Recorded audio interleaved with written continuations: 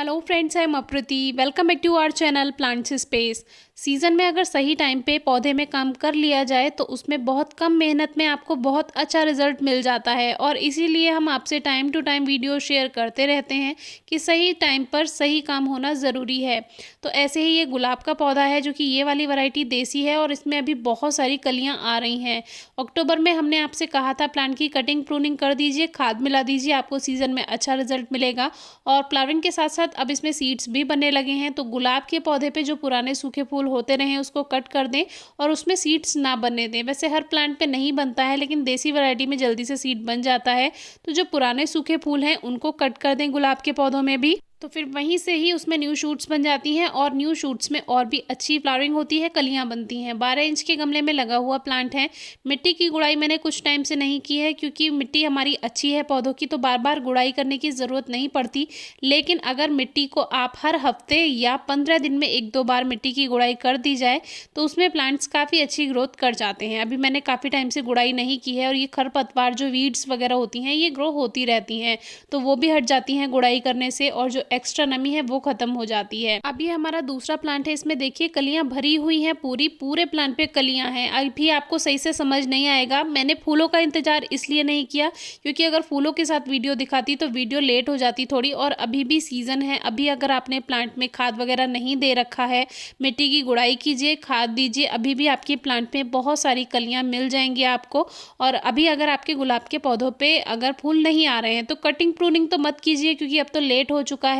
लेकिन हल्की हल्की पिंचिंग अगर आप कर देंगे, वहीं से न्यू शूट्स बनेंगी, और पिंचिंग के बाद उसमें नई नई कलियां अपने आप बन जाएंगी। इसमें 2-3 वैरायटी अलग अलग हैं, सभी में बहुत अच्छे से फूल भी खिल रहे हैं, कलियां भी आ रही हैं, और ये कुछ फूल खिल भी चुके हैं। तो जो फूल इसमें खिल चुके हैं उनके ये जो डंठल हैं, यानी कि जो पुराने उसके जो फूलों के डंठल होते हैं वो मैं कट करना अभी रह गया है, तो वो आज मैं कट कर रही हूँ। बाकी 1-2 कलियां अगर पीली हो जाती हैं, क्योंकि ये पूरा बंच में खिलती है ये वाली वैरायटी, तो जो बंच में खिलती है उसमें 1-2 कलियां अगर पीली हो गई हैं तो इसमें कोई परेशानी नहीं है, क्योंकि पोषण बढ़ जाता है थोड़ा, तो इसीलिए भी कुछ कलियां पीली हो जाती हैं। लेकिन वो मैंने केवल आपको गुच्छे वाली वैरायटी में बताया, जिसमें 4-5 फूल एक साथ एक टहनी पे खिलते हैं। बाकी अलग अलग टहनी पे अलग अलग फूल खिलते हैं, उसमें तो कलियां पीली नहीं होती। और कलियां पीली होकर बिना खिले झड़ रही हैं, उसका भी कई रीज़न है, हमने अलग अलग टॉपिक पे वीडियो शेयर की हुई है। जैसे कि अगर मिट्टी में ज़्यादा नमी हो जाए या बहुत ज़्यादा सूखापन है, तब भी कलियाँ पीली होकर झड़ जाती हैं। मिट्टी में न्यूट्रिएंट्स की कमी है, यानी कि उसमें पोषक तत्व नहीं है, खाद वगैरह आपने काफ़ी टाइम से नहीं दिया है, तब भी कलियाँ पीली होकर झड़ जाती हैं। और ये कुछ जो फूल हैं उसकी कलियों में आपको ऊपर की तरफ कुछ पत्तियां ब्राउन सी नज़र आएंगी। कलियां जब तक खिली भी नहीं होती, वो इसलिए होता है क्योंकि जो पाला पड़ता है, यानी जो ओस गिरती है, उससे भी थोड़ा सा इफेक्ट इन दिनों पड़ जाता है। लेकिन जब वो पूरा फूल खिल कर आता है तो वो केवल ऊपर ऊपर की पत्तियां ही बेकार होती हैं। तो जब वो पूरा फूल खिल जाता है तो वो पंखुड़ियाँ जो हैं वो नीचे की तरफ आ जाती हैं, तो उसमें कोई परेशानी वाली बात नहीं है। और इसीलिए हमने प्लेलिस्ट भी बनाई हुई है हर प्लांट के बारे में, जो ज़्यादा ज़रूरी प्लांट्स होते हैं। तो आप एक बार प्लेलिस्ट भी चेक कर लिया कीजिए, आपके मतलब का टॉपिक उसमें है तो आपको वहाँ वीडियो मिल जाएगी। तो अभी बटरफ्लाई की एक हमने प्लेलिस्ट बनाई है। हमारे एक व्यूअर ने कहा था बटरफ्लाई जो तितलियाँ होती हैं उसकी हमने कोई भी प्लेलिस्ट तैयार नहीं की हुई थी, तो वो भी आप चेक कर सकते हैं।